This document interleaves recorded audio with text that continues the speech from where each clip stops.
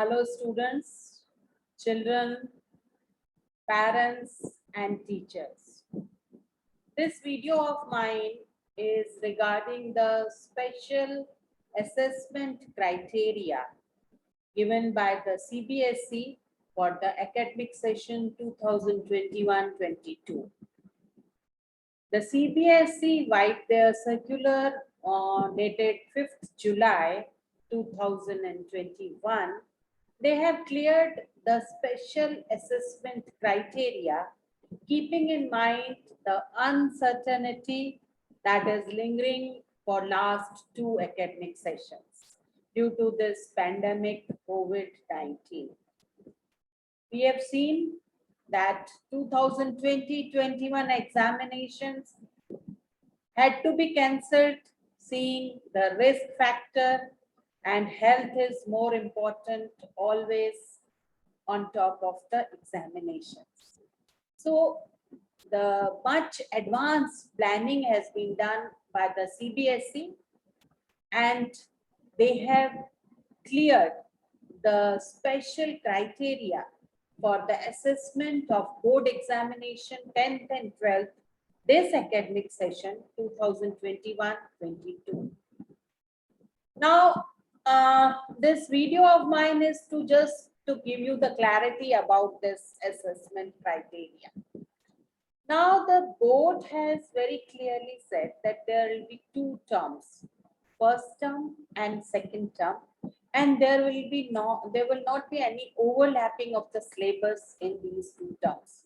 That means the term one syllabus would be different, the first half or concept wise, and the second term syllabus would be different.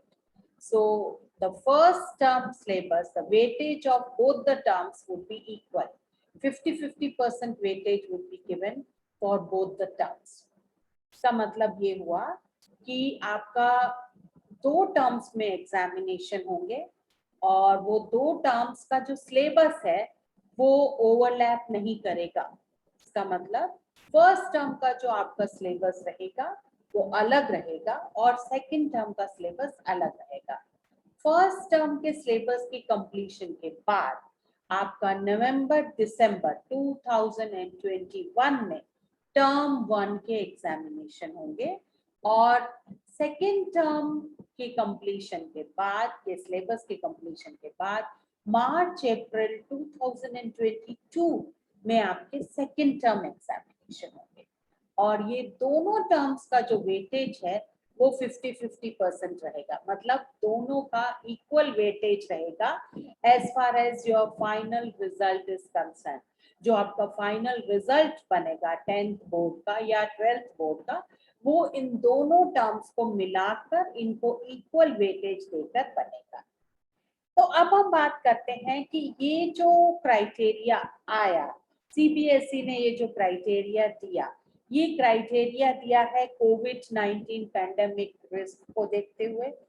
Extreme risk है because it is very difficult to conduct the examination offline at the school centers. That's why the examinations were cancelled in last academic session. In case the situation remains unfeasible, उसमें आपको above backdrop में और board continue focus करेगा in assessing the stipulated learning outcomes. That means the board doesn't want to compromise on the learning outcomes of the students. So the stipulated learning outcomes of the students should be achieved, and that's why they have planned this special assessment criteria.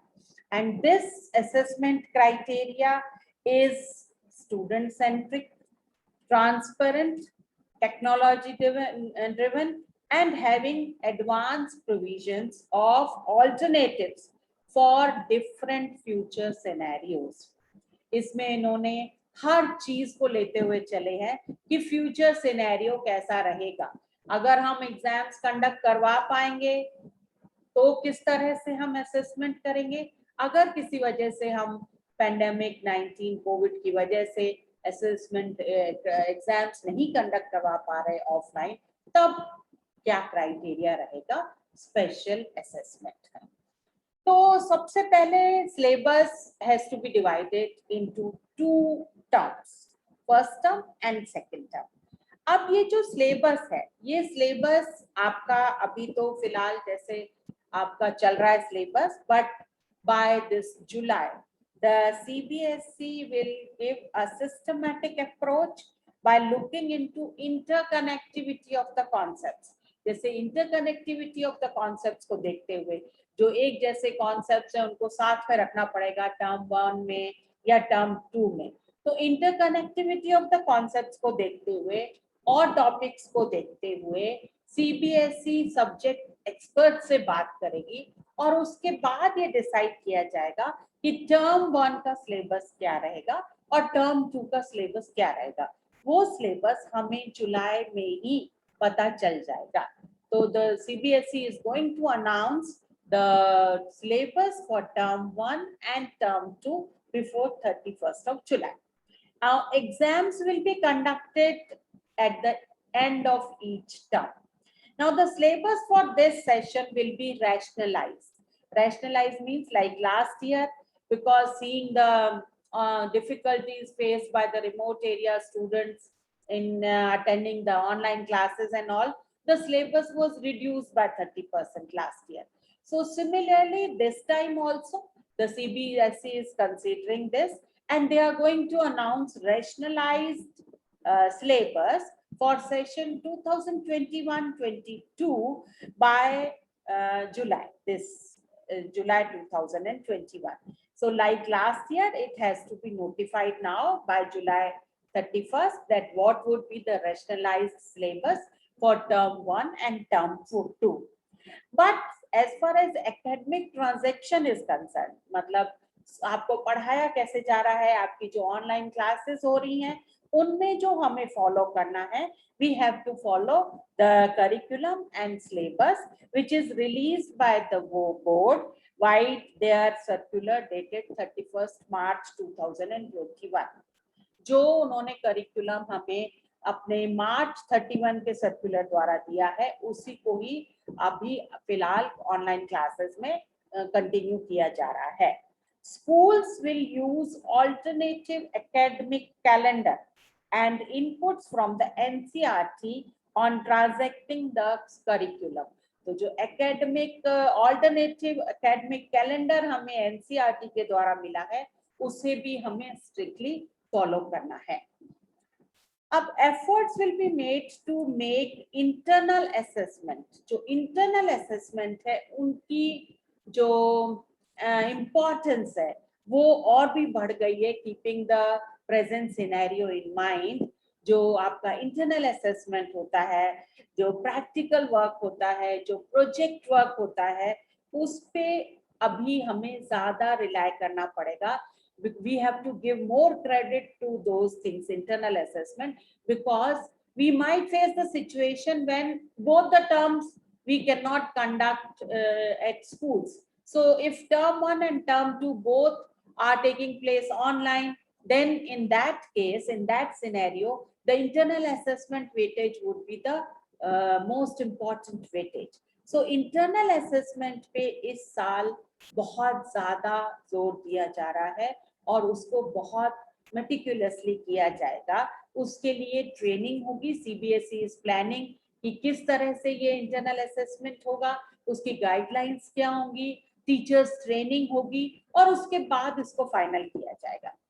तो internal assessment में आपके practical work आ जाएगा, project work आ जाएगा, and which has to be more creditable and valid as per the guideline and moderation policies which has to be announced by the board to ensure fair distribution of marks।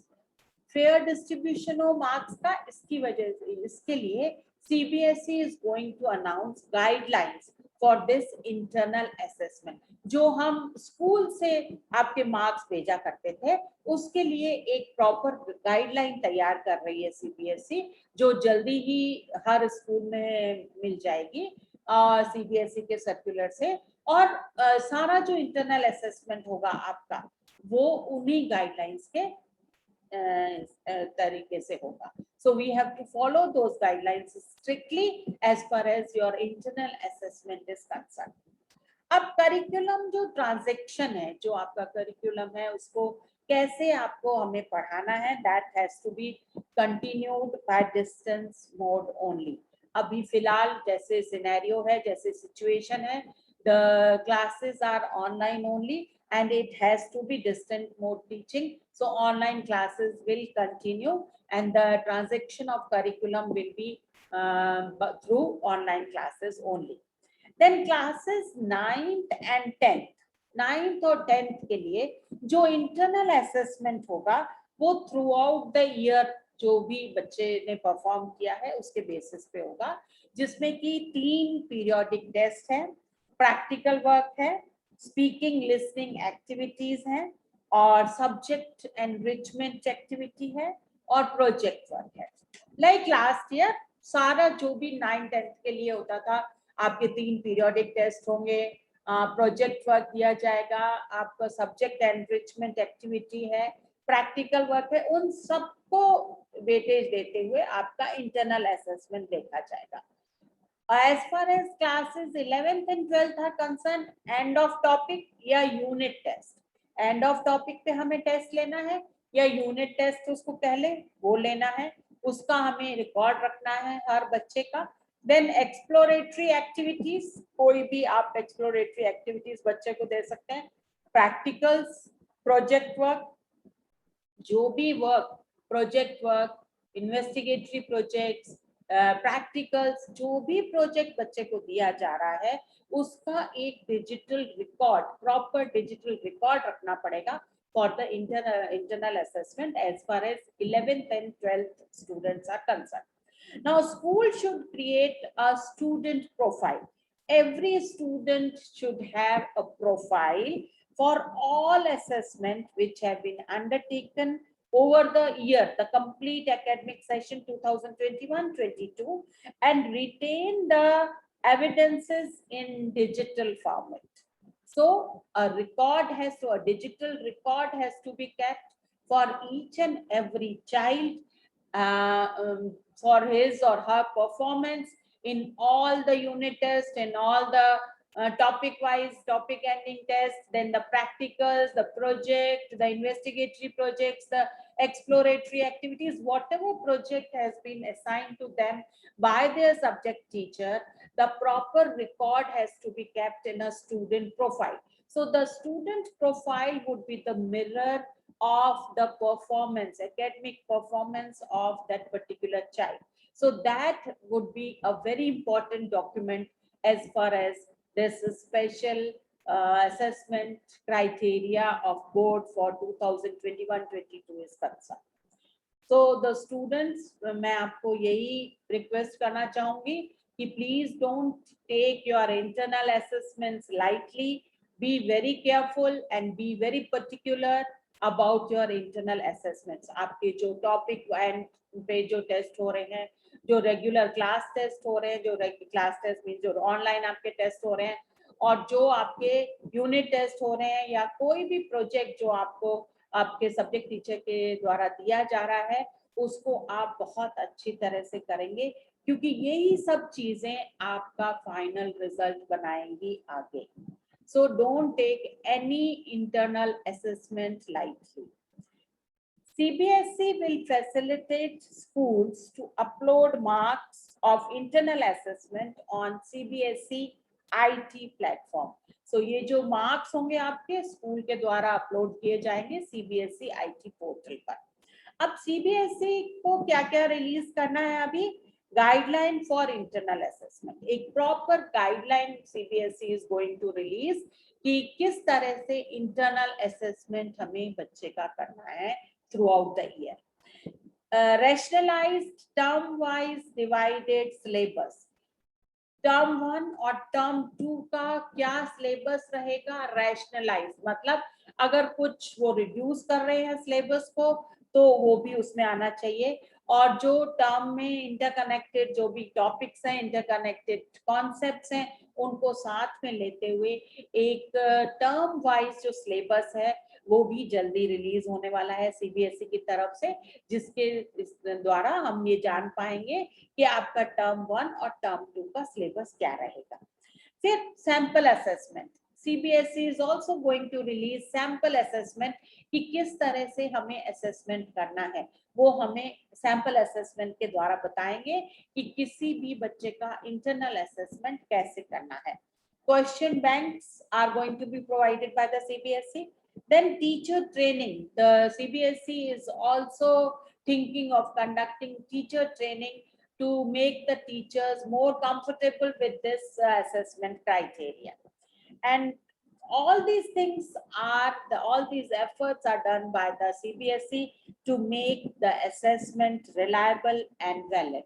So the internal assessment would be more reliable and valid after all these things of the CBSE. So this much should be clear that your term 1 and term 2 syllabus जो है वो अभी release होगा CBSE के द्वारा। दोनों syllabus अलग अलग हैं, कोई ओवरलैपिंग नहीं होगा। टर्म 1 के एंड में टर्म 1 एग्जामिनेशन होगा और टर्म 2 के एंड में टर्म 2 एग्जामिनेशन होगा, 2 एग्जाम्स होंगे।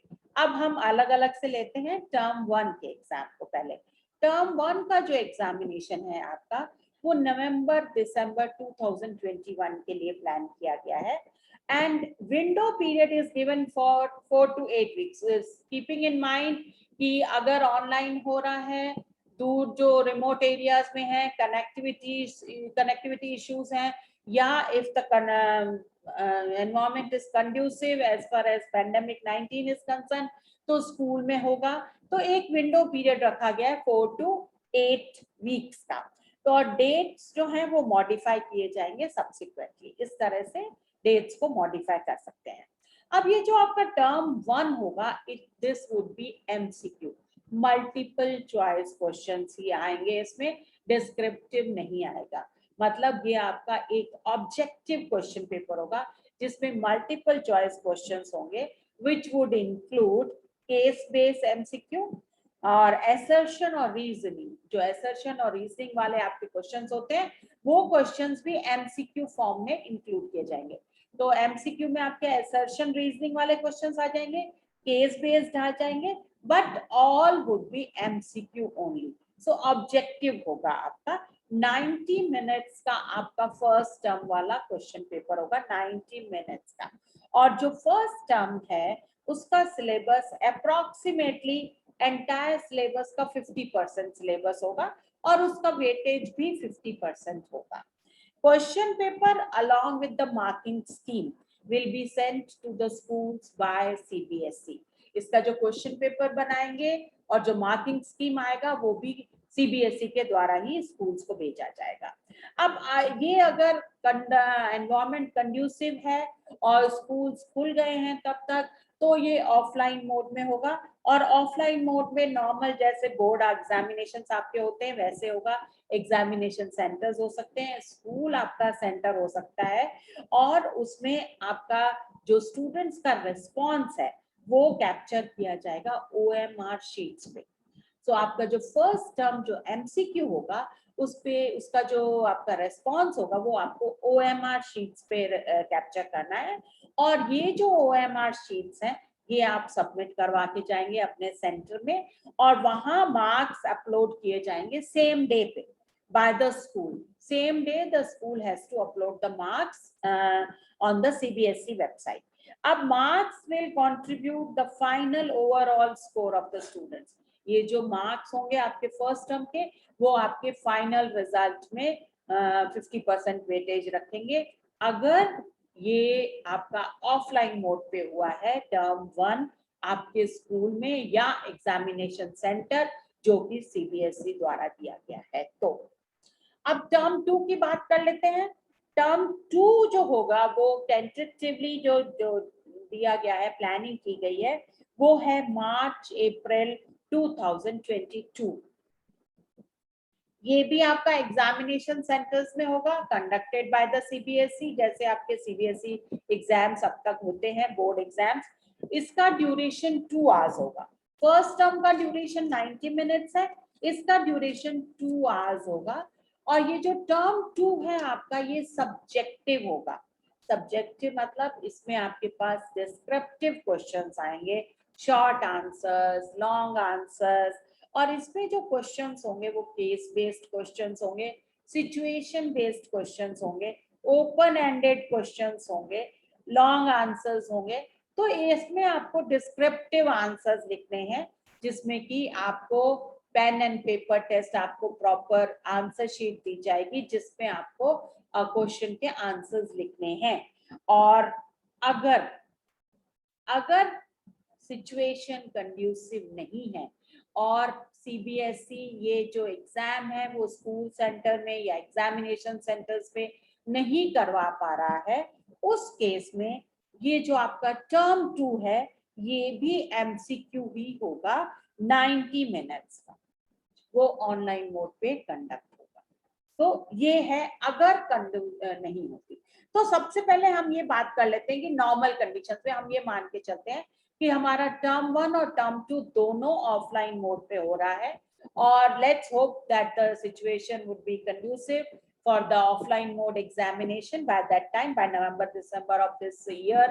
So if both are offline, if both the term 1 and term 2 have been taken place in your examination centers, first term would be of MCQ captured on OMR sheets, and second term would be descriptive, you have to write in your answer sheets. And the 90-minute would be the time for the first term examination, and 120 minutes would be the time for the your second term examination, descriptive. Okay, ये तो हो गया normal condition में। इसको हम normal मान लेते हैं कि हमने दोनों एग्जाम्स इस तरह से कंडक्ट किए और दोनों का आपको 50-50% वेटेज मिलेगा। दोनों का आपका सिलेबस अलग होगा। फर्स्ट टर्म का सिलेबस सेकंड टर्म में नहीं आएगा, सेकेंड टर्म का सिलेबस फर्स्ट टर्म में नहीं आएगा। मतलब टर्म 1 आधा आधा सिलेबस आपको एग्जाम देना है, ठीक है। That is for your advantage. Okay, अब चलते हैं स्पेशल कंडीशंस में, क्योंकि the uncertainty is there and we don't know at what time the environment would be conducive to start your offline classes, face-to-face interaction with the teachers, and your offline mode examination. So let's think about, let's plan that CBSE has already planned that assessment and examination as per different situations. अगर situation कैसी रही उस पर depend करता है। तो सबसे पहला हम सिचुएशन ये लेके चलते हैं कि the situation improves and we would be able to conduct term 1 and term 2 both at examination centres, and the theory marks will be distributed equally between the two exams. Okay, ये तो हो गया normal condition में, दोनों exams आपके centre में हुए और दोनों में आपको 50-50% वेटेज मिलेगा, ठीक है। अब सेकंड सिचुएशन पे आते हैं। If the situation does not improve till November December 2021, now suppose the condition is not conducive to take offline examination by November December 2021, उस केस में क्या होगा? उस केस में टर्म 1 का जो एमसीक्यू है वो स्टूडेंट्स के लिए कंडक्ट होगा, जो कि ऑनलाइन होगा। ऑनलाइन मतलब उनको ऑनलाइन एमसीक्यू का टेस्ट देना है फ्रॉम होम। वो ऑनलाइन अपने घर से, ऑनलाइन ऑफलाइन भी दे सकते हैं फ्रॉम देयर होम्स, ठीक है।